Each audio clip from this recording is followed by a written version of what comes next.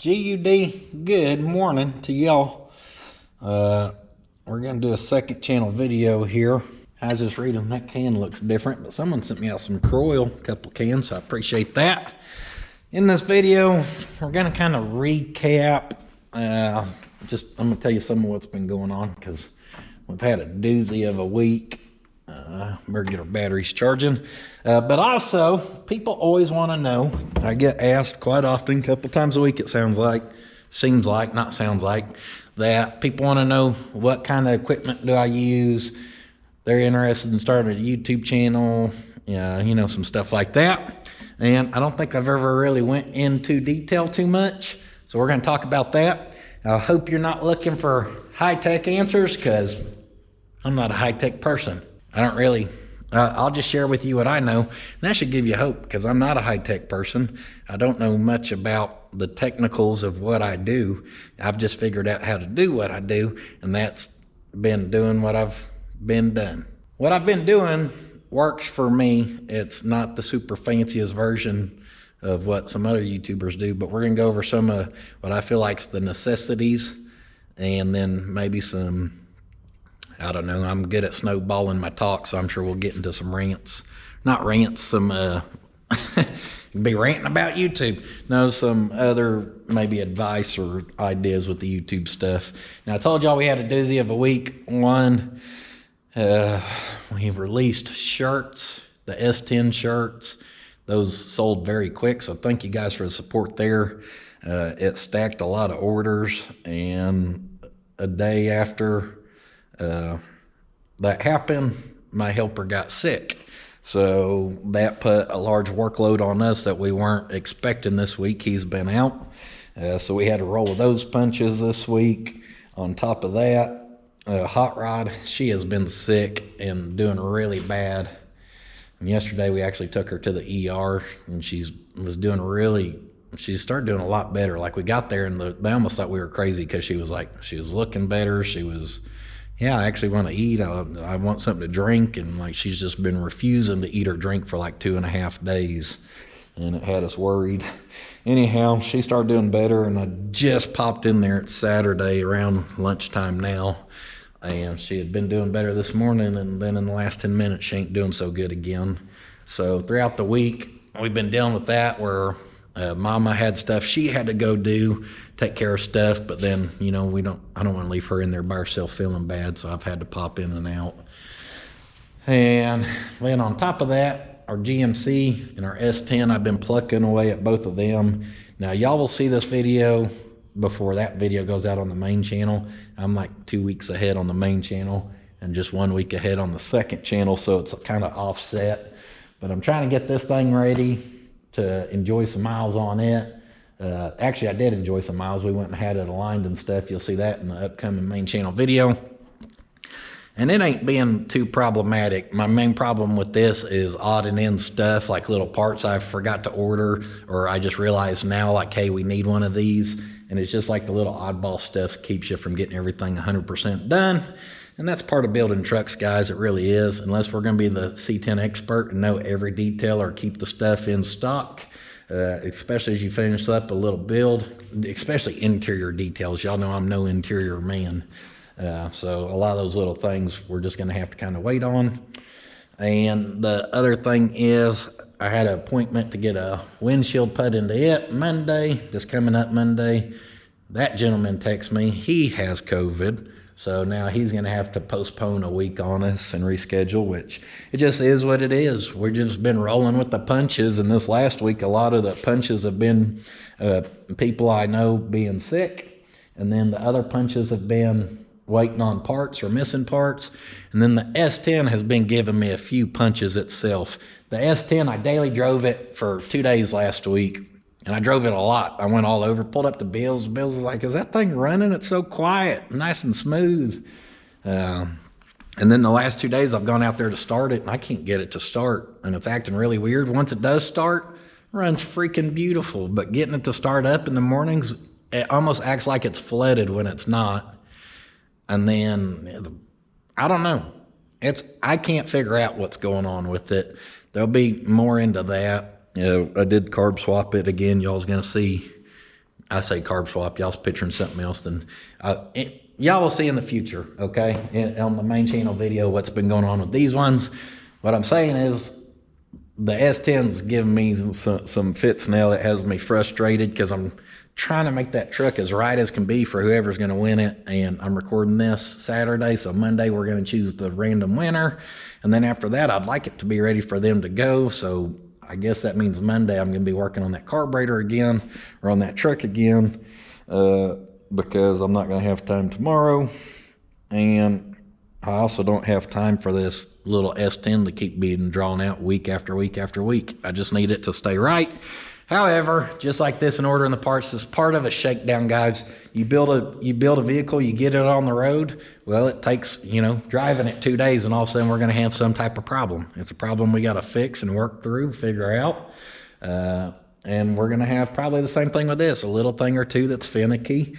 And, it sucks because you got to wait and order more parts or troubleshoot or whatever, but that's part of putting this old crap on the road. And that is why I've had a doozy of a week. And, well, other stuff too. Behind the scenes at the old house. I'm not going to talk about it too much. I've just been very fired up because y'all know I had sewer line back there, right? And I've had to replace sewer line and dig it up and patch it because people get their bucket trucks back in there. They think they own my backyard. They think they can turn around in my backyard for whatever reason. And I put 500 new foot of sewer pipe, so when we sell that place, the next person don't have a problem. And guess what? I noticed there's ruts over there. And they were very nice and turned around in my backyard. So anyhow, I've been having to deal with some of that because I went and asked some people to legally show me where they have rights to turn around in my backyard. And it's funny, no one can legally show me an easement over there. So this morning I had to go put up a temporary thing over there to block that off with some information informing them to stay out there. There's no legal easement there. Do not help yourself back there again. And that's all I'm going to say about that. Again, just those things that's going on behind the scenes that keep you from being able to focus on things like waking up and worrying about an S10 carburetor. Instead, I got to go worry about putting up a temporary fence to tell people to stay off my property. Last week, not a whole lot of time was lost over here, but a little bit of time was lost over here. Plug that in. We're temporarily rigged up with our lights over here. So we do have electricians making progress over here again, which is wonderful. This being our merchandise side, we lit this baby up with 6 lights. And kind of going over the plan with the electricians, that'll cost you some time figuring out the lighting and stuff like that. Another thing that kind of cost some time was, it's not that it wasn't well thought out, but I did not base our plans in here solely based around the thought of setting up for merchandise. I just knew there should be enough space to do our merchandise, and I knew I wanted this size shop matching that one where it blocked it. I knew I wanted stuff down there. I knew we wanted a wall here, and it leaves us where, okay, if we wanted an upstairs room, a staircase had to be right there. If we wanted a roll-up door, we knew it needed to be on this side. The rear exit door, because I didn't plan this out, it's kind of right there. Now, I almost wished it was closer down that way where we had more of a solid wall right there. And that's why I mean by this wasn't like super well planned out. It was me each stage as we went, just kind of rolling with it and making a decision at that moment based on what I thought was the best decision. I mainly lost time over here last week trying to figure out where we're going to set up for our merchandise area in here, as far as where we're going to put a bench, and then how can we put shelves in here that keeps it super efficient, where when you pack orders, you're not losing a lot of time walking. And it don't seem like much, but over there in our 10 by 12, and the bench being there and the shelves being wrapped around you, you're not walking more than 6 foot to any of the shelves to usually grab what you need. And what I mean is, like, say if we put the shipping desk up here, but then line the shelves that way, well, you need to grab one t-shirt. I guarantee y'all, walking all the way over here, to grab one t-shirt to then go back. And oh yeah, they actually had 2 t-shirts and I forgot the size of the second one or the design of the second one. That happens a lot, that's why I say that. You try to remember everything where you can go pull an order, but then you forget one, so you got to go back and forth twice. And I guarantee you throughout the day, like walking that would add up. So I had to spend some brain power and time in here trying to figure out exactly what I thought would be best. And basically what I thought would be best is that little plan I just showed y'all there. That's going to be along this wall. And this is to scale. Each square is a foot by foot square. We got a workbench with a shelf on either side. That'll put our first shelf starting about right here. Then those are 40 inches. Then we'll have a 6-foot workbench, and then another shelf 40 inches. Then from there, we're gonna come back about 3.5 foot, and we're gonna stack 4 shelves like that, and then 2 on either one, 3 foot apart. So from the edge of our workbench back here. So we'll basically end up with some shelves out here, boom, boom, boom, 4 of them, and then 2 this way and 2 that way, and that's 10 shelves, which will stock quite a bit. Our stickers all mount on the wall in front of the workbench where they're quick pull and everything. And let's see, the furthest you should have to walk from the workbench to the furthest point will be 9 foot, which ain't too bad. We do have that at the old place when we stacked the hoodies along the back wall. That's probably about 8 foot of a walk. It ain't too bad. It should keep us pretty efficient, which is key. Now that's gonna kind of just float out here in this area, which is gonna be goofy, but from my measuring, I think we end up with at least 3 or 4 foot of walk space between here. So something else that can be done is for like some oddball stuff or overflow or the things that don't really, when we only end up with a few sizes of one design left, they barely trickle out, and we could put like a shelf or 2 here to be our stuff that barely trickles out because you don't ever walk there very often, maybe, you know, once every 50 to 100 orders or something. So that'll leave all this walk space nice and free. We can do overflow wherever need be. We got a shelf to put somewhere. And what I mean, I say overflow, what I really mean is unreleased designs. So like for that, we may have to stack up usually about 9 or 10 boxes of an unreleased design, some right here. We may have to lay down a design right here. We could go back along that wall because our shelving should come out stopping about right in here. And I want that door there where we can carry the stuff in and out easy, but that door was never designed to be there so we could really like pull a full vehicle in here. That wasn't the thought. It was the being able to get stuff in and out more efficiently, not going through a small door. And as you're trying to think of what parts do I need to order for the S10, what do I need to order for the GMC, oh crap, I've got to get a plan locked in with these guys where they know exactly where to put the lights that I want, exactly where I need outlets over there for that workbench. So little crap like that becomes pretty important because they got to make progress and they're waiting on you to make some calls. And then I don't want to say I'm an overthinker, but I try to think on it as much as possible, where I do try to make it where we can be efficient at what we're doing in here. So yeah, this thing had me kind of racking my brain a little bit this last week. Now, of course, we're always subject to change. It's kind of like working in the new shop. We got to start working in there, and then we'll figure out from there where to rearrange a thing or two, you know, to make us more efficient in there. It's kind of like putting an old car back on the road. You got to start driving it, and then you may realize, oh, if I do this or this a little different, it's going to drive better, or I'm going to enjoy it more. And this is going to kind of be the same way. We're going to set it up like my first thought out plan, and then from there, actually having shelves in here and eyeballs on it and everything. And I'm sure as we start to work it at that design, you know, some changes can be made if necessary. Progress is progress, and in here we made progress. Now, speaking of this little turd biscuit, I tried to start it up a few hours ago and it kind of put, and then wouldn't try again. So let's try again and just see what happens here. I think it has something to do with probably like the choke, and or that thing has so many pieces on it.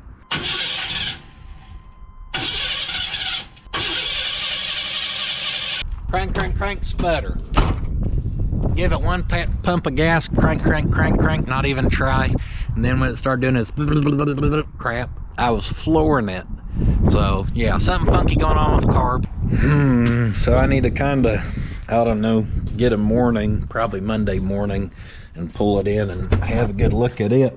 I'm tired of recording those things, guys. That one and the GMC, I'm trying to get just 100% wrapped up where we can kind of get them out of the main shop area and we can move on to some new builds. Got 2 new builds coming up I'm very excited for.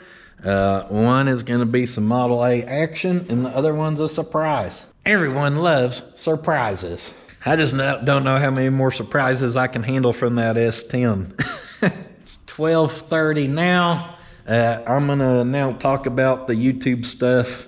I kind of gave you a recap of our week and my distractions and all that. I'm going to talk about my camera and all that kind of crap. And then I'm going to try to get in the house. I've been working really late and we've had so much crap in the evenings last week just on our personal side, whether it be kids, me and my wife, stuff to do, places to be, that I feel like I've not seen my family in 5 days just because we've been freaking spread thin. And that's personal stuff that we ain't even gonna talk about. So, y'all know how it goes. There's always a game for a kiddo to go to, or, you know, this appointment, that appointment. And if you go 5 days feeling like you ain't seen your family, you feel disappointment. Or I do anyhow. I don't even like being away from them for 1 day, which is why I don't want to. Never mind. I was going to say be a traveling monkey. Everyone wants to know why don't you go to this event, go to that event, this, that. It'll be good for your channel. Guys, I love waking up in my house, coming out to my shop, being my own boss, working on what I want to work on, and then going in and seeing my family every night. And we may be busy and still, each night it may just be having the dinner together and then an hour after dinner or something before it's time for bed and whatnot. But still, yeah, I'm not one to be away. I don't care about going here or there, being in this event or that event. Just not that. I like YouTube because I can be my own boss. I'm not interested in stuff like TV shows and crap like that because I don't want to be a traveling circus act, traveling monkey going, hey, you got to be here to sign this, you got to be there to do that. I'm thankful of the support of you guys watching the videos, and I'm thankful for the support of y'all through the merchandise, knowing that directly supports us, that I can stay here close to my family who needs me, and I don't have to try to be some traveling personality that a lot of other people do. Not that I don't care that they do that. I'm not trying to make it sound like I'm bashing people who do that. I'm saying for me, it's just not my thing. And I guess, speaking of that, this will be a good time to make a first announcement. Y'all know once a year I try to do a car show. And this year we have decided to set up at the Lone Star Roundup in Austin, Texas. That's a hot rod show. It's pre-1963 to enter. Anyone who actually knows me knows I used to go to that show at least every other year. Tried to hit it every year. And it's in Austin, Texas, April 19th and 20th, I believe. You can Google it and lock in those dates for sure. But that's a Friday and a Saturday. We're going to set up down there and give people a chance to come out and do like kind of the meet and greet like we do once a year. And that one's mid-April, so hopefully it won't be too hot. It's a car show I really enjoy going to. Now that being said, being down there, you pretty much guaranteed you're going to meet and greet all day. This year, I'm going to try to set a schedule to it, giving me probably a 30-minute or an hour break around lunchtime. Because like this last year, you know, we were out there standing there from like 9 o'clock till like 2:30 before we could even get any type of break, which I'm glad to do. But that one's a 2-day one, so I got a schedule where I can eat some lunch and, use the bathroom if need be. Last year I was pinching one, but I didn't want to let folks down and be like, hey, y'all stood here and waited, now I'm going to disappear. So we'll figure that out. Anyhow, Lone Star Roundup, April 19th and 20th. We'll probably try to come up with a limited edition shirt that we'll sell in person there. And if those sell out, once they're gone, they're gone. If for some reason we don't sell them all out, the few we have left, we will put on the internet available after the show. But I don't get a crazy, overwhelming amount. Hopefully we can sell out what we have down there, and it'll be a cool opportunity for folks who come out to get them a cool shirt. Of course, we sign whatever and meet with you and talk with you and all that good stuff. And some of that is some of the stuff you may have to do if you start you a YouTube channel. But what are you going to start a YouTube channel with? I can tell you the number one important tool I think you're going to need to start a YouTube channel. So before you start worrying about how much money should I spend on a camera, what laptop or computer should I get, what kind of program should I use to edit? I've never edited before. I'm going to learn and teach myself. How many gigabytes do I need on each memory card, or the technicals of all that? There's one thing you really need. You need the double D's. The first D stands for determination. You need to be determined to do a YouTube channel. The second D stands for dedication. You've got to be dedicated. So many people ask me about, do you think I should document this, and just that, or this or that? And I'm like, well, do you want to be a YouTuber full time? No, I don't. Well, then I wouldn't do it. That's not to discourage people from documenting. Some people just want to do it so they have the videos. That's kind of how I started. What I'm getting at is you spend so much time making videos. You will spend so much time moving the camera and recording this or that makes the project take so much longer, and you'll spend so much time editing it. You'll spend so much time doing this stuff that, and when most people ask me if they should start a YouTube channel, they're asking because they're intrigued about the business side of things. They're not asking because they just want to document. They're like, do you think it'd be worth it? Would people watch this, that, or whatever? So there's a little bit of thought behind it of, what if this kind of took off for me? Because most people who just want to do it for themselves don't really care what others think. They're going to document it so they can have that documented for them to watch, I guess. I don't know. What I'm getting at is, over the years, I spent so much time making videos, kind of treating it as the second side of things, going, what the work in here matters first, and then that kind of, well, it didn't even come second at that point. It kind of came third or fourth in my life. And it's so much more work. And when you treat it like it's only the third or fourth important thing in your life, or versus your full-time job and all this stuff, it's never going to really grow for most people. I mean, there may be that one rare bird who gets lucky, don't get me wrong, but there's so many YouTube channels that don't grow. So many people spend so much time on there. It may be monetized, but it ain't monetized where it makes money, that it's actually worth all the effort that goes into it. So if you're thinking from the point of, could I get it to make money? And then you go, well, no, I don't want to treat it like a business, or I don't want to make it top priority. Then the answer to me is going to just, again, most of the time going to be, no, don't do it. Because you're going to waste, you're not going to waste, you're going to spend a ton of hours each video you make with no return.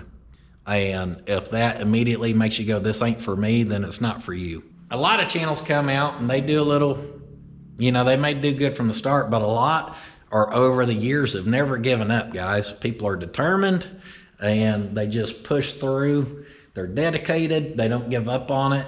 And then finally they catch a little break here or there, which is kind of how mine was. I caught a little break right at the right time, and I, made up my mind I was going to start more being myself in front of the camera, and that produced more authentic videos from me, and I think people liked it. Liked it. Authentic, not being able to speak English in front of the camera. I used to spend so much time just saying stuff in front of the camera because I was so bad at speaking. I want people to think I sounded smart. And anyhow, if you are thinking of, I'm not going to give this a lot of time and I don't care if it grows and this and that, is it worth it to you to do it? Probably not. And if you just want to document it for yourself, then just make the videos and keep them on your computer if it's for yourself, I guess. Trying to do the amount of editing and stuff it takes to make it a good video is just a lot of work. So if you're 100% ready, you need to be dedicated, because you're gonna, even people who spend good money on videographers, I see this happen a lot of time on Instagram.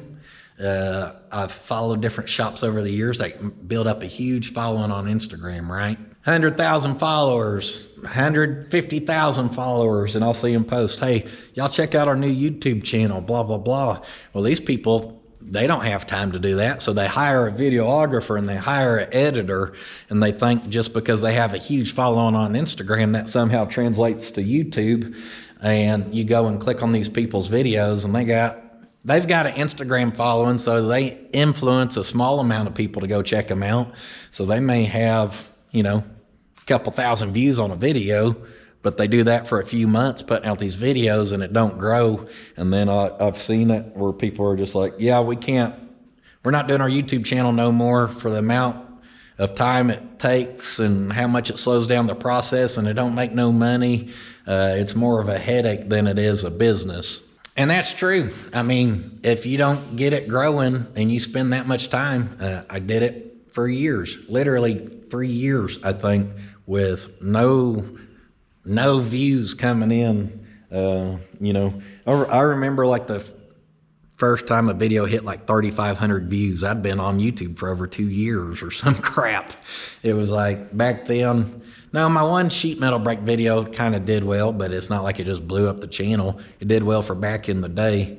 And then after that, it was like on a regular video I put out, if it would get like 3,000 views, I was like tickled pink. The point is, you got to be dedicated. You got to be going, okay, well, I don't want to say set small goals, but to grow big, sometimes you got to set a small goal, which if you're starting from no knowledge, your main goal is going to be learning how to record a video. For my editing style, I like stuff clipping fast, and I also don't like the camera angle staying the same.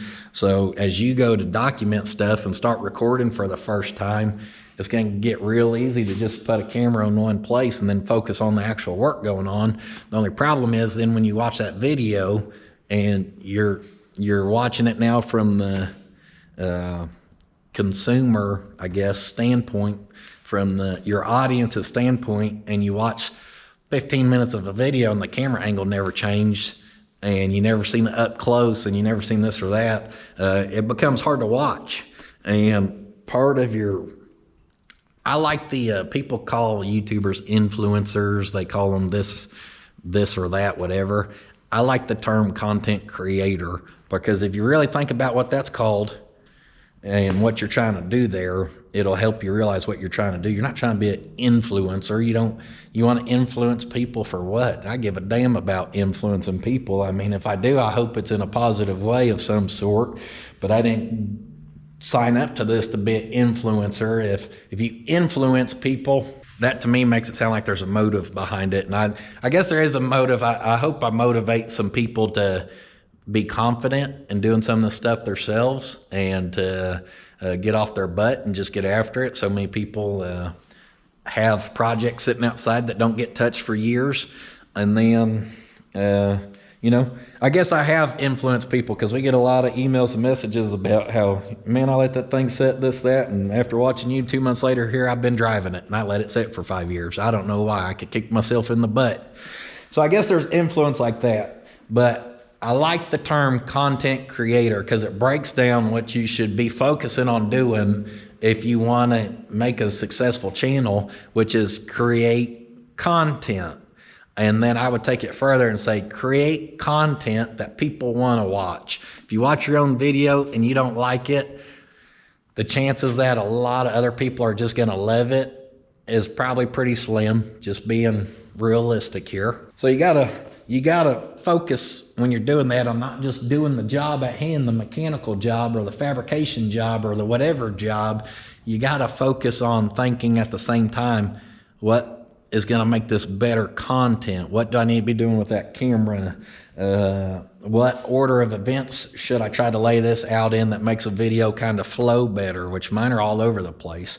So I'm not just talking about my kind of style of content specifically. I'm just saying you got to think from a creating content, creating a good video standpoint, and you got to start to apply that and not treat it as I'm going to go do what I do and I'm just going to set a camera there because what I do is so cool, people's going to want to watch it. Because a lot of people are doing this kind of stuff and it don't work. You gotta think about the receiving side of it too, to make it good for the people who want to receive it. And that had nothing to do with the tools you're going to use to document that. I was more or less getting at the be determined and don't give up. And if you are going to do it, make sure you're trying to make it a good video, enjoyable. Now, as far as documenting it, I use one camera pretty much.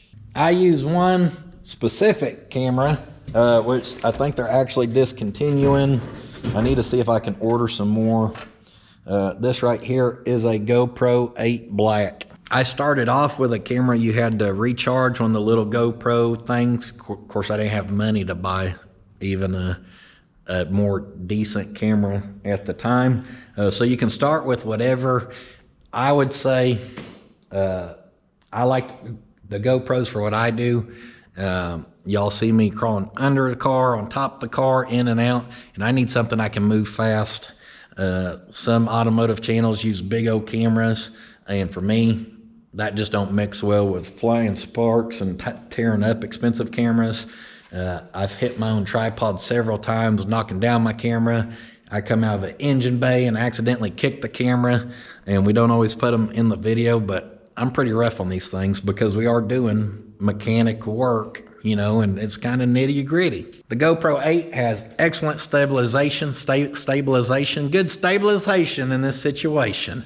So even when I'm like walking like this, even though y'all know I got a shaky hand, it's always pretty dang smooth. They do have a quirk from time to time, but it'll usually only affect one file. And then after you cycle the camera, and of course you don't know that till you edit, and then it's frustrating because you're like, oh, why is that so shaky? And that's part of being a content creator. So what I'm getting at here is I think these cameras, last time I looked, they were down to 100 something a piece. They're on like GoPro 19 now or something. I don't give a damn about that. I'm not a channel where we got to spend money keeping this stuff going, trying to keep up with the latest and greatest. Y'all have seen no drone footage of me falling around, and why I do think stuff like that can add to some of it when you are doing what I'm doing, which is documenting your own stuff. It takes a lot more time to try to make this high-end whatever, and to me it's just not as raw and whatever of what's going on around here, which is really just one goofball with a camera trying to fix trucks. I usually operate off of one camera too, so you won't see me set up a whole lot of angles. Usually if you see something that I record where it looks like I'm driving and the camera's moving, it's because I drive one part, then I get out of my car or the vehicle, I run back, grab the tripod, then I run the camera up and I move it to the next part, then I reverse the vehicle, and then I drive past that camera view, and I do that through a whole process, and then you clip it and it looks like you drove through and the camera angle was changing. Now, could we set up 19 cameras and accomplish the same thing in one drive? Yes, but then you would have 19 memory cards to try to pull files off of in order to then import to your editing program to then clip in order.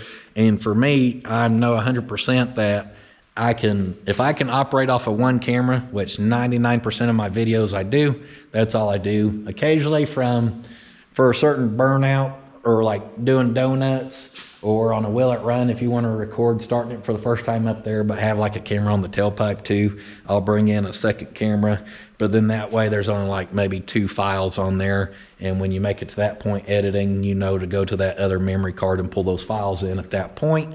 But you got to think about stuff like that. I see people set up like, I don't know how many cameras, and I get it, but if you're not, unless you got a team of editors, which I told you on that one video, I have Chris helping me now, where he basically clips all my stuff for me for the most part, and he adds some extras. If there's good like Photoshop going on and a lot of little extra special effects, Chris is better at that stuff than me. He knows more about it. So he goes through and he clips a lot of that for me, which saves me a drastic amount of time. But if I handed Chris like 7 memory cards and was like, hey, all of this is what I did last week, and it kind of goes in a specific order when you need to edit it, and of course he wasn't here, so now he's having to figure all that out.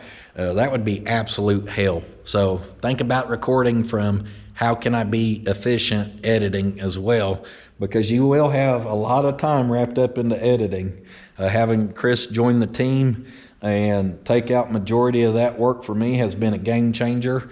Now instead of being probably 20 to 25 hours a week between second channel and main channel sitting on my laptop, I'm usually an hour to 2 hours on Wednesday. Prior to putting out the second channel video, I go through it and change anything that needs changed and kind of master it and add what I want to add if need be. And then on the main channel, I'm usually 2 to 3 hours there. So saving about 20 hours a week there. So it's been huge. If you're trying to work a bunch of camera angles, I would be paying Chris probably 4 times what I am, because he would be 4 times into it. And I just kind of like the way my videos flow off of one camera.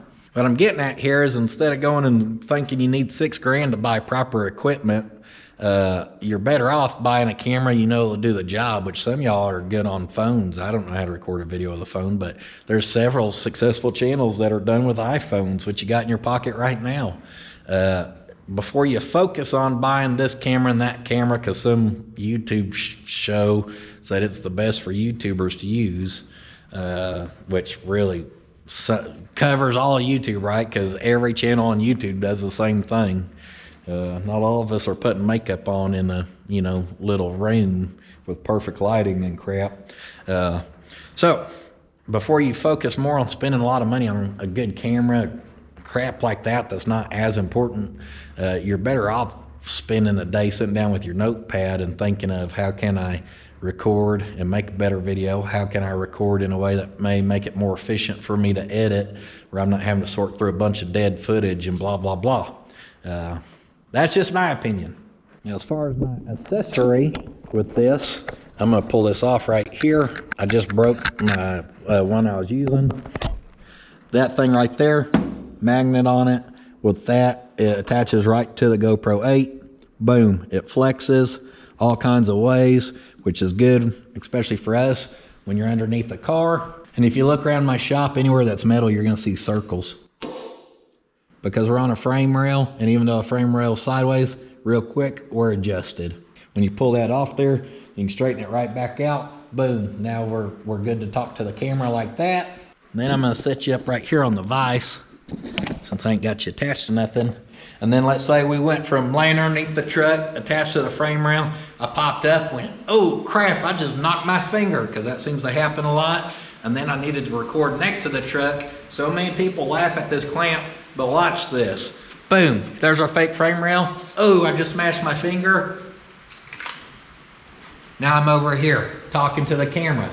So laugh at this all you want, but with that right there, and this being able to stick to metal, and me being able to hold that, I can basically knock out all 3 positions or needs that I need with this one thing with that clamp. And y'all wouldn't believe, over the years, I bet I've had, I don't know, probably 15 people try to send me attachments for this. And all them attachments require you to put another attachment to the camera. And guys, there is no efficiency in sitting there going, take this off, put it on this clamp now, boop, boop, boop, clamp it to this. Okay, I said my 4 seconds I needed to say, let me change it back. One of these is your best friends. You can get them like on Amazon. I can't remember what they're called. Mortsky used them and he sent them to me. I used to use a hard plastic handled one, and I used clamps like that and used to try to clamp it to everything. And my biggest regret is not getting one of these from the start. When you're gonna record what you're doing, and that's already gonna really put you behind, meaning setting up a camera where you can show yourself removing a bolt, that's a pain in the butt, opposed to just when you walked in your shop just getting that bolt out. This crap adds up a lot. So having your camera where you can move it as fast as possible, it all equals time in a day equals progress in a week. It all matters. It all matters. And people can laugh at my little redneck setup all they want, but at the end of the day, it's efficient. It's effective, and it works good. In fact, when I did that interview with Derek from Vice Grip Garage for O'Reilly's last January, not this one that just passed, they were setting up for it or leading up to it. The guy from O'Reilly's, my contact there, he was like, hey, can you bring your camera set up and a tripod set up and bring an extra lapel mic and all this stuff where I'm going to have some other people bring their setups, and that way we'll have like 4 angles to choose from. And my little flexi thing I just showed y'all here, that one at that time too, the knuckles it broke, but we de-pinned it, then re-pinned it, and then I electrical taped it up. And the camera had like red primer all over it and crap. And I sent a picture of that camera setup clamped to that very same tripod. And I said, you want me to bring this to y'all's professional interview? And he was like, do not tell me you record all your content on that. And I said, every single bit of it. And he said, hey, you could have fooled me. He said, the quality looks nicer than that. But yeah, don't worry about bringing that. We don't need it. Bring a lapel mic. Who you fooling, buddy? I just yell. Again, I know what works for me. A GoPro, don't have the best microphone. They make accessories. They're an absolute pain in the butt. And I recorded a Will It Run with one time, and it lost half the audio. Every time I had to put a battery in and out of it, for some reason, every other time, as that battery shifted, files during that battery's use was lost. So half the audio was gone. So you go to edit, and I'm like, I don't know, few hours into editing, and I made it to the point where apparently a battery had been swapped, and then the next 20-30 files on the memory card, there's no audio on any of them. And then after like 20-30 files, hey, there's some audio again. So since then, I'm like, hell with GoPro and their accessories. You can add external mic stuff. I don't trust it. So this is what works for me. Mortsky pretty much has the same setup. He has the same flexi thing. He was still on GoPro 7s last year, which is what I had kind of started on. And the stabilization's so much better on these 8s that I actually sent him 2 GoPro 8s, and I was like, hey, try these, see if you don't like them better. So you don't got to have complicated stuff. And in fact, before you spent that much money on it, I would just say get you a camera that's pretty good quality and start getting used to being in front of the camera, talking to the camera like someone's there. So many people are shy and timid. I know that because I was just like that. And all that stuff matters a lot more versus if you're gonna do that and be talking to a camera you got thousands of dollars in. That camera's like $100-something bucks now. The flexi thing's like $9. A tripod, they're probably like 10 or 15 bucks. I just use the cheap Amazon one, so when I accidentally run them over, I don't lose a lot of money. I don't know what a spring clamp costs, probably about 10 bucks, get you a set of 8 to 10 of them, especially like at the Harbor Freight or something. So don't spend a lot of money on that if you don't have to. Do buy you a camera that has interchangeable batteries. Try not to rely on one that you have to charge, because you will be trying to record, the battery will die, and then you have the choice of proceeding to do work and you skip it all, and then when the video comes back in, it's like, well, the battery died, so we did all this work, which people hate videos like that because you don't get to see nothing. So spend enough where you get one with interchangeable batteries. Make sure you always have batteries charging. I always have 3 being charged, 2 extra charged ones sitting there. Rather be safe than sorry on the batteries. Again, being efficient, there's nothing more frustrating than trying to get a job done. Maybe it's already going wrong. You're trying to record it, which makes it a pain in the butt, and then you realize you're all out of charged batteries. It just It'll piss you off. Now, the one place I would recommend if you're going to spend any money, get you a good laptop, especially if you know you're determined and you're serious. I started my YouTube channel using like a $100 HP laptop from Walmart. It would literally take me a month to edit a 20-minute video because the editor was so slow on there and it was just hell to do. And that is probably my biggest regret from the start, is that I didn't take some of my side job money or something like that and invest it in a better laptop. Now, I don't know a lot about laptops. I use an Acer laptop, which is a gaming laptop. I don't know enough about it to explain to you what I did, but Nathan, who does our merchandise, he's more knowledgeable about computers. So back when I got that thing, I asked him what I needed to do to upgrade it, and he told me how many terafarts and mega gigs and whatever that crap means to upgrade all the stuff in the laptop. It's some bolt-in stuff, and it gives you the more storage and more speed, blah, blah, blah. I don't know, guys. Consult an expert, because that ain't me. I just know, back to being efficient, when you can drag a file here or clip this and drag it there and it ain't lagging and it don't take 10 seconds per file drag like I was doing, fighting through, being a cheat butt, not buying a laptop. Getting a better laptop was a game changer. That one I started using back in 2019, that's when I first upgraded. I found it for a steal of a deal. I Googled gaming laptop and Best Buy popped one up for $5.99 on sale. It was the Acer laptop like I was talking about. It showed one left up in like Midwest City, which is Oklahoma City area, and I just bought it. $5.99, I paid for it online. I was working that weekend, 12-hour shifts at the factory. I knew my wife had to go up there. I asked her if she could go pick it up for me. And when she went up there with the receipt, all those guys were like, how the hell did he buy this so cheap? She's like, I don't know, it's on sale online. They were like, it was like I think the cheapest at the time I could find it anywhere online was like on Amazon for like $1,100 and some change. So I don't know why they marked that sucker down to that. But I got a steal of a deal on it at $600, and that just improved my editing skills and abilities, because I was editing so much faster from the laptop being efficient that then I could start going, okay, now how do I fix the audio levels and make this a little more equalized, and how can I add this and how can I add that? And that's what I did teaching myself to edit, was I would go on YouTube and watch how to do one thing in the editing program I use, which we'll talk about in a minute. And I had to teach myself to edit. I have no history of playing with cameras, no history of editing. I can't even upgrade a computer, guys. I don't know diddly about it. And I'll be honest, I don't want to know diddly. I know how to turn on a GoPro 8. I know how to take that memory card, put it in my editing program. I know how to edit a video now in my editing program, and I know how to upload it to YouTube. And much past that, I don't know a damn thing about what I do. As far as computers and laptops and this program or that program, don't care. I just need to know how to do what applies directly to me, and much past that, I ain't wasting brain space on it. That laptop was very good to me. Just this last year, prior to us moving, the little tracer pad and a bunch of crap it was worn out on it from me editing on it for the 1, 2, 3, 4+ years, and I basically bought the newer version of the one I had. That one I did not get on sale. It did cost me around $1,200, and then I upgraded it some, and that was the most money I've ever spent on any of the equipment. And again, we've grown to the point we're at, and that was just 4 months ago or so, 5 months ago maybe.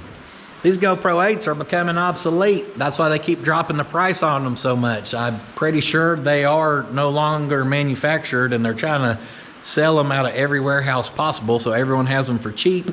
That being said, when I walk in, I'm going to see if my wife can order 10 of them for me from somewhere. And believe it or not, I already bought 10 of them. I go through about 3 a year between tearing them up with sparks or sexy pressure washing scenes, tearing up the microphones and stuff. So having 10 of them, 3 a year, I'm good for at least 3 years. If I get 20, then I'm good for around 6 years. And I will go for 6 years on YouTube using a GoPro 8 if it works. That's how much I don't give a damn about upgrading a camera. Everyone can live a 4K life. I'll still be back here in Oklahoma doing GoPro 8 things, okay? A good laptop for editing is more important than the camera setup, in my opinion. So the program I use is called DaVinci Resolve. They have a free version. I always use the free version, never paid for the fancy one. It's a good program. I don't have no complaints about it. It does, to do a higher quality file, I render my videos probably a lot higher quality than what YouTube ends up compressing them to. That takes away from the quality, I think. But I don't, again, know a lot about all that kind of stuff. I just know sometimes when I watch my videos on YouTube, there's things where it looks a little pixelated. And I know if you watch the video that I have saved on my laptop, it's not pixelated there. So I think that has to do with the upload process. That being said, the DaVinci Resolve, it does render the video in a very large amount of gigabytes. A lot of my videos are like, especially these longer ones, are like 70 plus gigabytes, which is a lot. I've heard the people who use the Adobe Premiere, they get good quality, and the files aren't near as big, so it may do better about compressing and not losing video quality or something. I don't know. Again, I'm real vague and rough on what all that means. I had videos that got super pixelated at one point, and I was having to Google and YouTube and figure out how to fix that.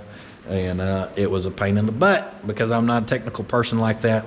So if I was to do it again, I think Adobe Premiere costs you like 30 bucks a month. But if I knew I was serious and never going to give up on it, I wouldn't mind paying 30 bucks a month. I didn't know nothing about it. And at the time I Googled free editing program, and DaVinci Resolve was the one who paid for the top ad on Google probably. And that was the first one I clicked on.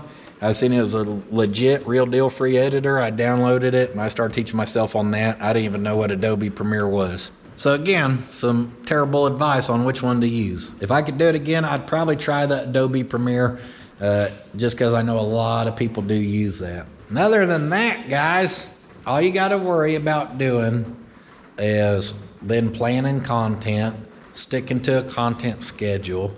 Don't letting stuff like crashing computers or broken cameras hold you back. When you lose half of audio on a Will It Run and you only have 2 days off work, and you're trying to record a Will It Run on one day so you can edit it the next, and the next you realize the audio's gone, then you just got to go find another Will It Run and do it real quick, and then just stay up all night editing so you don't take no for an answer, so you stick to your schedule of getting content out on time.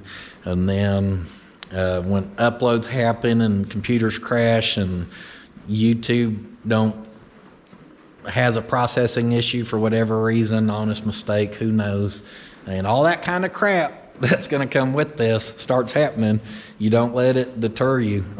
I should have said triple D. Don't be deterred. Determination, dedication. You got to push forward with no hesitation. What rhymes with hesitation? Got to be willing to give it all you got, like you're running for an evacuation. You got to be spirited and comfortable, like a good presentation. And when you do all that and you get you a video, you put it out on YouTube land for some free evaluation. Because people will watch it, and then they're going to let you know what they think about you down in the comments. And then you got to be ready for that too, because that crap can come on thick and it'll deter you or whatever, guys. So that's the not so technicals on the crap I use to make a camera or make a video, camera, show, whatever you call this.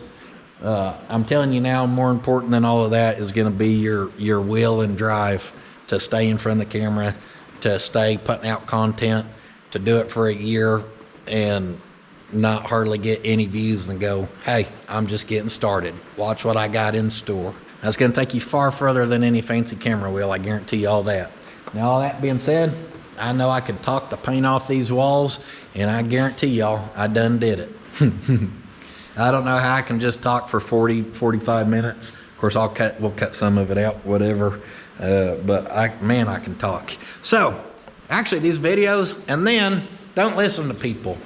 Because some of the most vocal are the ones who are just vocal and hateful, but they're not always right.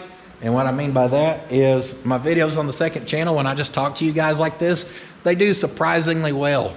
They have good retention time. For some reason, y'all like to listen to me talk about stuff, which I truly appreciate. But you know, you'll have a lot of vocal people who's like, I didn't come here to listen to you talk. I come here to watch work. Even though it's your second channel, I'm gonna act like you should build trucks full time on your second channel. Why don't we have 19 projects going on the second channel and 21 going on the main channel? That'd be 40 projects total. I'm here to watch work. Yeah, you here to watch work. You ain't here to do the work, are you?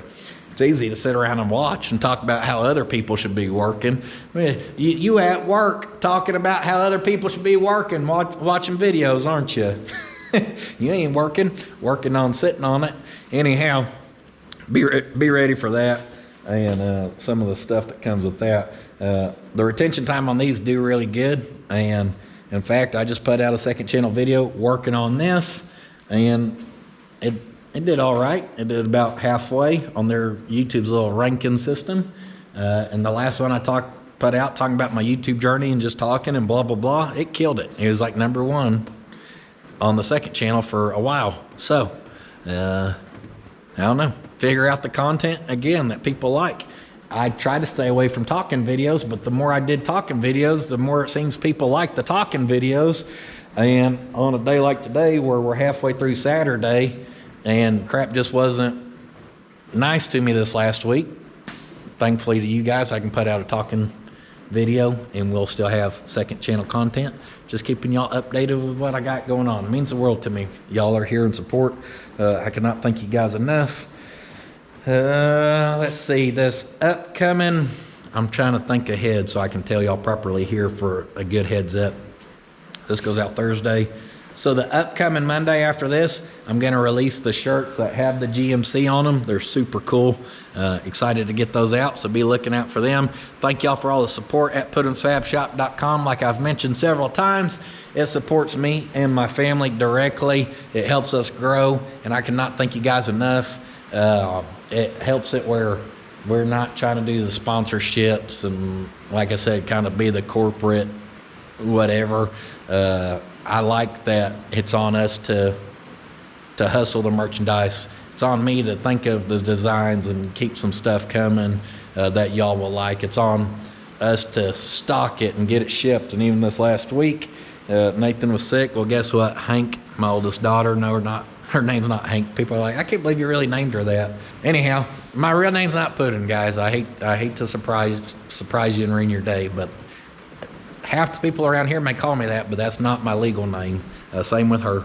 But Hank stepped up and in a couple days went over there and knocked that crap out. Luckily, it worked with her work and school schedule. And again, family gets after it, and we're gonna keep doing whatever it takes, no matter what hurdle gets thrown at us or anything like that. So thank you guys for the support there. Thank y'all for being here watching. Truly means the world to me and my family. It means the world to us. That, you know, y'all choose to come back and you care what's going on. So I cannot thank you guys enough. And that being said, I'm gonna go spend the second half of this day. One, I got to run through rain, it sounds like, but I need some good family time. I will see you guys next time. Do not forget, sitting on your ass won't finish your project. Hot damn, there's so much BS-ery. We had to start a whole channel for all the extras. Be sure to go check out Puddin's Fab Shop if you ain't seen that baby yet. Come on! Woo! Camera's on 0%. She's about to die. Good thing I got charged.